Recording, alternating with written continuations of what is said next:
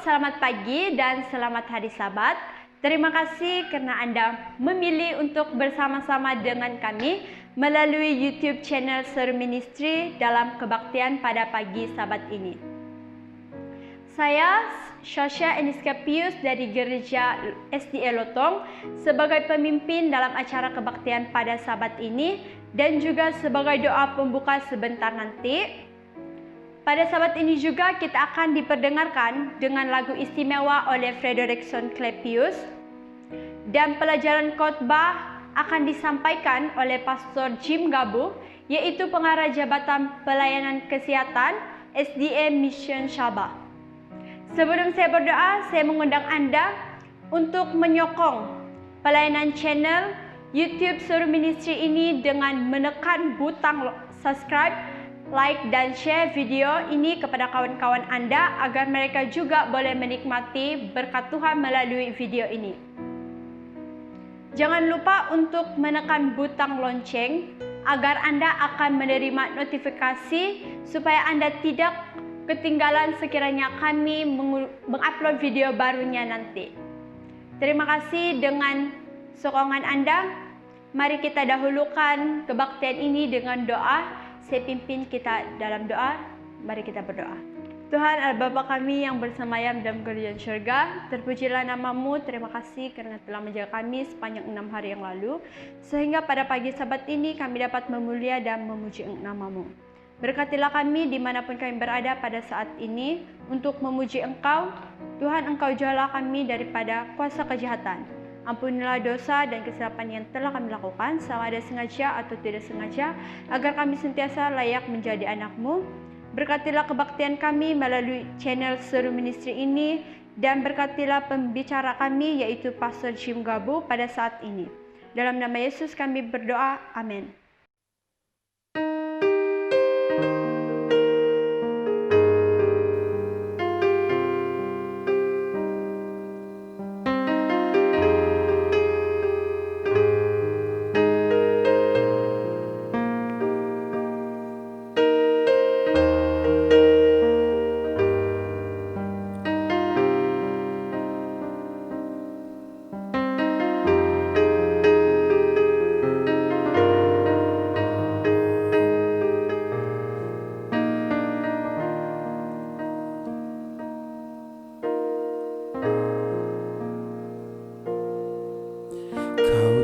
Hatiku Tuhan,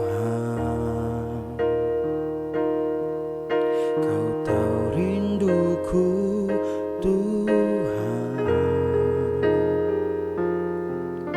Kau tahu harapku, Kau tahu mimpiku di tangan-Mu Tuhan.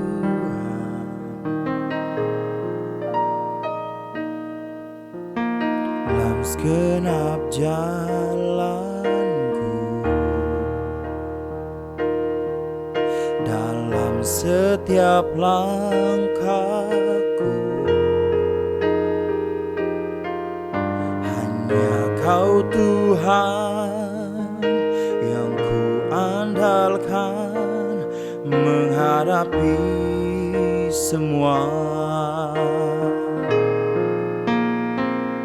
Yesus, Kau anugerah terindah dalam hidupku.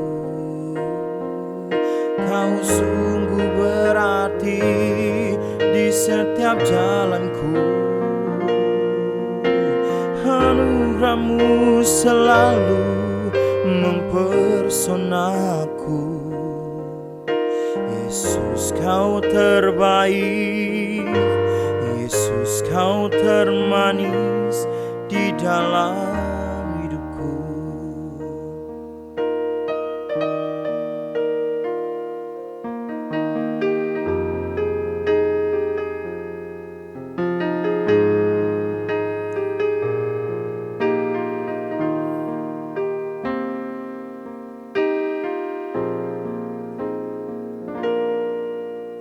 Dalam segenap jalanku,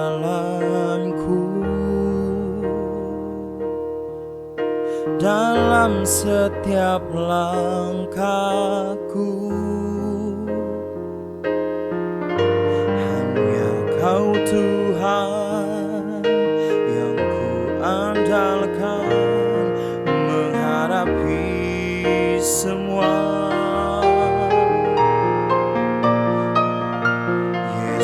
Yesus, kau anugerah terindah dalam hidupku. Kau sungguh berarti di setiap jalanku. Anugerahmu selalu mempersonaku. Yesus, kau terbaik. Yesus, kau termanis di dalam hidupku. Yesus, kau terbaik. Yesus, kau termanis di dalam hidupku.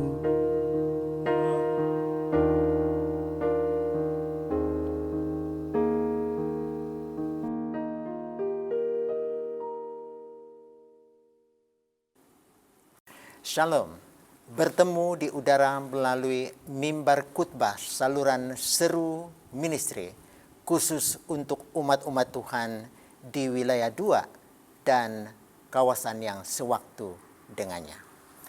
Adalah menjadi doa dan harapan saya di mana saja Anda mengikuti siaran ini.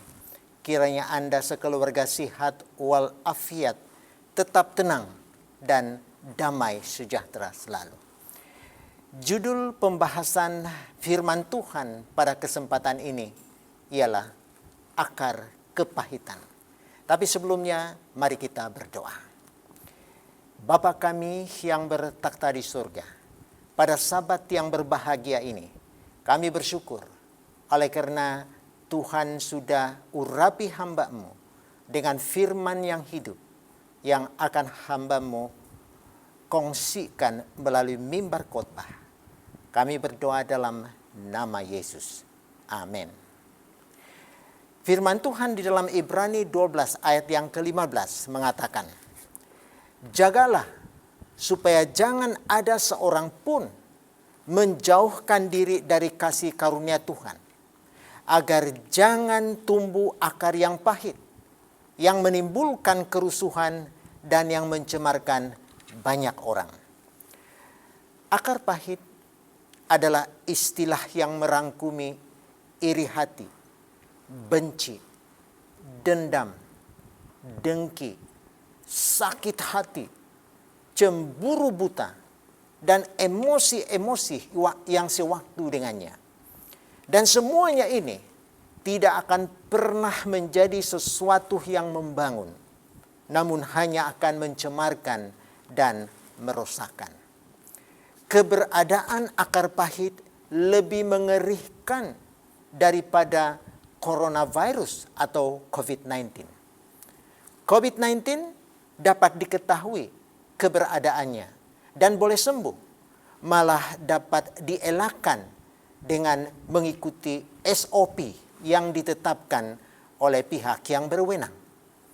Namun, akar pahit adalah wabak rohani tanpa virus, tanpa kuman, yang telah wujud sejak zaman Adam, dan jika tidak ditangani, bukan hanya mengancam fisik, memudaratkan kesehatan, tetapi juga kerohanian seseorang, malah mengancam hidup kekal atau keselamatan pribadinya. Semua orang, tua, muda, berpelajaran atau tidak, berpangkat atau orang biasa, pria dan wanita, tanpa terkecuali, boleh terkena akar pahit. Dan yang lebih malang lagi, seringkali seseorang itu tidak sadar kalau dia menyimpan akar pahit di dalam kehidupannya. Akar pahit itu sangat melumpuhkan, bahkan menghancurkan pertumbuhan rohani, hubungan sesama, dan pelayanan seseorang. Dampak negatif yang ditimbulkan oleh akar pahit membuat seseorang merasa tertekan. Akhirnya, jika dibiarkan, akan mengendap, tertanam selama bertahun-tahun, bahkan seumur hidup. Pernah saya mendengar seseorang mengatakan kata-kata ini. Akan kubawa kebencian ini sampai ke liang lahat. Dan tidak sedikit orang yang ke liang lahatnya bersama akar kepahitan yang tidak ditangani. Palis-palis saudara-saudari, jangan sampai perkara ini berlaku di dalam kehidupan kita. Kita bertanya, apa sih penyebab akar pahit? Biasanya penyebabnya berbeda-beda. Tetapi antaranya, pada waktu yang lalu dia sering menerima perlakuan agresif. Kemarahan yang terpendam. Pelecehan seksual pada masa kanak-kanak atau masa kecil. Perasaan tertolak secara psikologis. Diskriminasi ras atau gender. Perselingkuhan atau perzinahan. Mari kita ambil contoh tokoh di dalam Alkitab yang menyimpan akar pahit yang akhirnya memudaratkan kehidupan mereka. Yang pertama adalah Kain. Dan kita boleh ikuti cerita ini di dalam buku Kejadian pasal yang keempat, ayat yang pertama hingga ayat yang ke-16. Nah, titik permasalahan antara Kain dan adiknya Habel adalah menyangkut persembahan Kain yang tidak diterima oleh Tuhan. Sedangkan persembahan Habel diterima oleh Tuhan. Kejadian 4 ayat yang ke-5 mengatakan, hati Kain menjadi sangat panas dan mukanya muram sekali. Kain merasa terkilan, dipermalu atau diperlakukan tidak adil oleh Tuhan.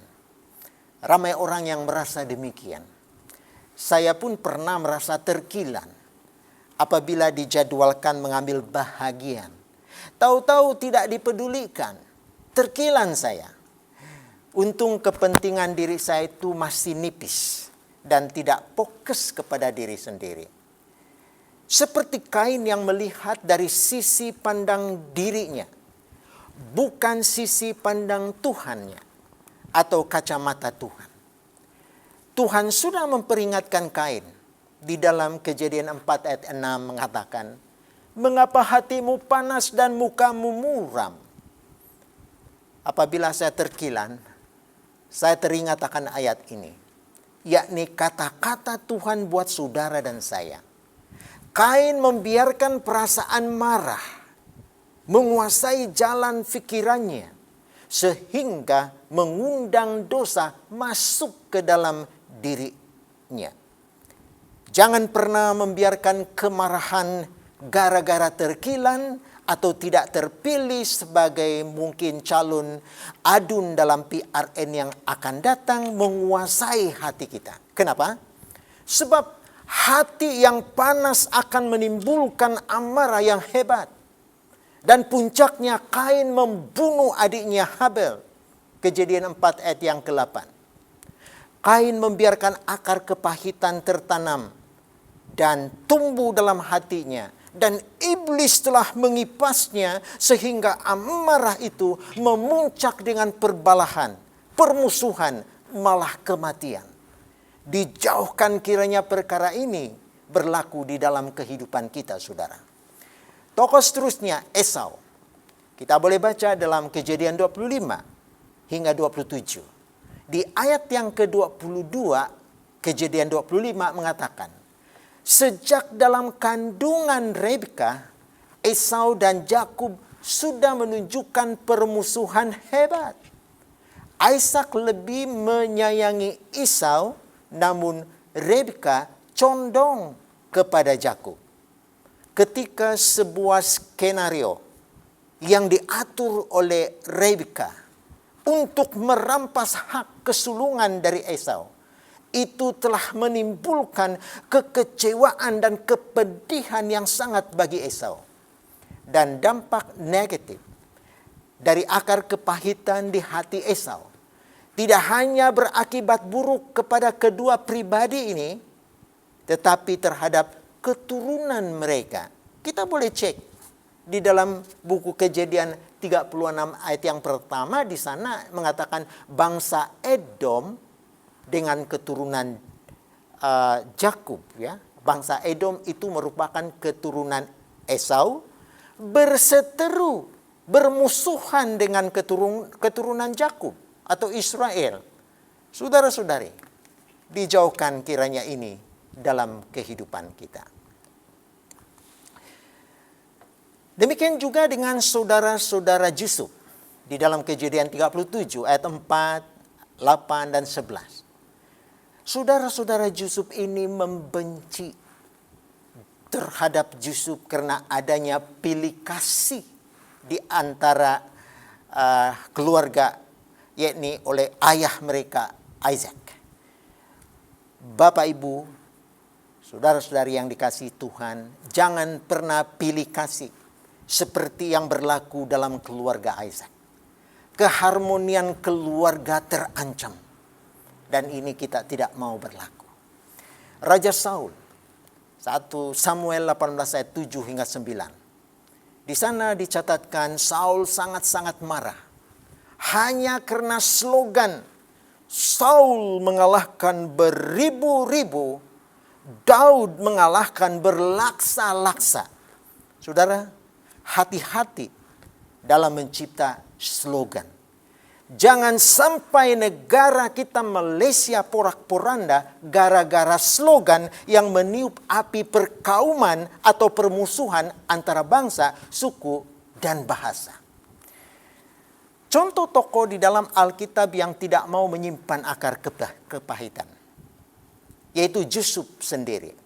Ketika dia di Mesir dan saudara-saudaranya datang, abang-abangnya datang, dia tidak membalas dendam kepada saudaranya. Sekelumit kebenciannya tidak ada di hatinya. Di dalam Kejadian 45 ayat yang pertama. Walaupun perlakuan saudara-saudaranya itu amat perih, menyakiti hatinya selama bertahun-tahun, namun Yusuf memilih untuk mengampuni serta melupakannya. Ada orang berkata seperti ini, saya memaafi kamu, namun saya tidak akan melupakan apa yang telah berlaku. Yusuf malah tidak demikian. Begitu dia memaafi abang-abangnya, kasih karunia Tuhan menolongnya untuk melupai semuanya. Amin, saudara. Sikap Daud kepada Saul, kita tahu cerita itu dalam 1 Samuel 24 ayat 7 dan 11. Aku tidak akan menjamah tuanku itu sebab dialah orang yang diurapi Tuhan. Hati-hati kita, saudara, apabila berurusan dengan para pendeta yang diurapi, para elder, diakon atau diakonis yang diurapi Tuhan. Jangan sampai kita ketulahan karena menghina, memperleke orang-orang yang diurapi oleh Tuhan. Bagi Daud, pengurapan Tuhan itu kudus dan restu yang harus dihormati. Biar apapun keadaan yang telah berlaku, dia tahu akibat mengkhianati atau meremehkan urapan Tuhan terhadap hambanya Saul. Itu sebabnya Daud seorang yang berkenan di hati Tuhan dan melakukan semua kehendaknya. Di dalam Kisah 13 ayat yang ke-22 itu merekodkan. Seorang tokoh lagi, Stefanus atau Stephen. Tokoh Alkitab yang luar biasa bagi saya. Ketika Mahkamah Agama memutuskan agar Stefanus direjam dengan batu, Stefanus malah berkata di dalam Kisah 7 ayat 59 dan 60. Tuhan, janganlah tanggungkan dosa ini kepada mereka.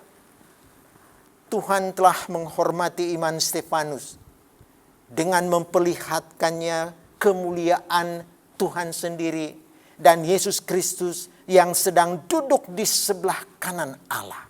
Ayat yang ke-55. Saudara, Tuhan menghormati orang yang setia mengamalkan perintahnya. 1 Samuel 2 ayat yang ke-20. Sekarang persoalannya adalah bagaimana kita mengatasi akar pahit tersebut. Pada hemat saya, setiap orang yang masih menyimpan akar pahit dalam kehidupannya pasti belum mengenal Kristus secara benar, atau orang itu masih hidup di luar Kristus. Mustahillah seseorang yang bertobat, yang sudah dilahirkan kembali, tetap menyimpan dan memiliki akar pahit di dalam hatinya. Pengakuan dosa dan pertobatan akan membuka jalan bagi Roh Suci untuk mendiami seseorang, sekaligus membersihkannya dari semua roh kedengkian, kemarahan, dendam atau kebencian, lalu menggantikannya dengan roh kasih, sukacita, damai sejahtera, kesabaran, kemurahan, kebaikan, kesetiaan, kelemah lembutan, dan penguasaan diri. Hamba Tuhan Mrs. White menyatakan berikut di dalam Pikiran, Karakter, dan Kepribadian, bukunya, muka surat 335. Akar pahit yang telah menghalang tanaman kasih harus dicabut dan dibuang. Cacat-cacat tabiat, rasa tidak bersyukur kepada Allah, pikiran jahat, perkataan jahat, sikap dingin terhadap saudara-saudara harus ditinggalkan. Ketika dosa-dosa ini diakui, mereka diampuni. Jalan keluar dari akar pahit. Yang pertama, kita rela dan mau mengampuni. Yesus berkata dalam Matius 6 ayat 14 hingga 15. Karena jikalau kamu mengampuni kesalahan orang, Bapa-Mu yang di surga akan mengampuni kamu juga. Tetapi jikalau kamu tidak mengampuni orang, Bapa-Mu juga tidak akan mengampuni kesalahanmu. Amat jelas, ketika dirasa bahwa seseorang itu tidak layak mendapat pengampunan, disitulah saat yang tepat dia harus diampuni. Sebab tidak adil rasanya, saudara, kalau kita hanya mau diampuni saja tanpa mau mengampuni orang lain. Yang kedua, kendalikan amarah. Firman Tuhan di dalam Efesus pasal 4 ayat yang ke-26 dan 27 mengatakan, apabila kamu menjadi marah, janganlah kamu berbuat dosa. Janganlah matahari terbenam sebelum padam amarahmu. Dan janganlah beri kesempatan kepada iblis. Suami istri, bapak ibu yang berselisih paham, jangan sampai iblis masuk memporak-porandahkan keharmonian keluarga kita. Demikian juga dengan para beliawanis. Jangan sampai iblis masuk ke dalam amarah kita sehingga dosa akan menyelinap dalam hidup kita. Yang ketiga, jangan membalas dendam. Roma 12 ayat 17. Janganlah membalas dendam. Saya ulangi, janganlah membalas kejahatan dengan kejahatan. Lakukanlah apa yang baik kepada semua orang. Negara kita akan harmoni, malah makmur dan maju.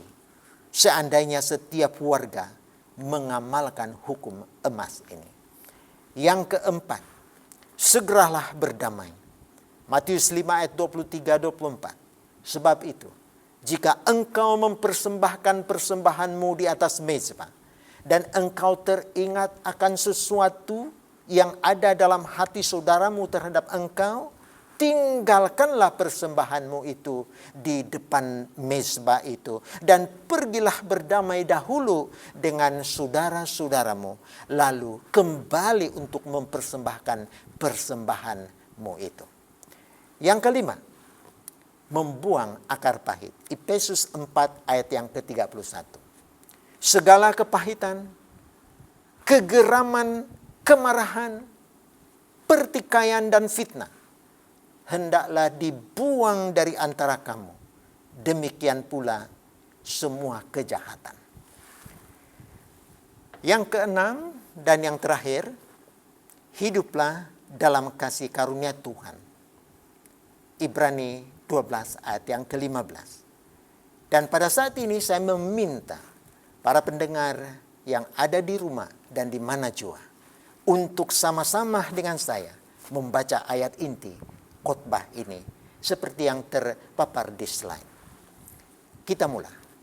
Jagalah supaya jangan ada seorang pun yang menjauhkan diri dari kasih karunia Allah, agar jangan tumbuh akar yang pahit, yang menimbulkan kerusuhan dan yang mencemarkan banyak orang.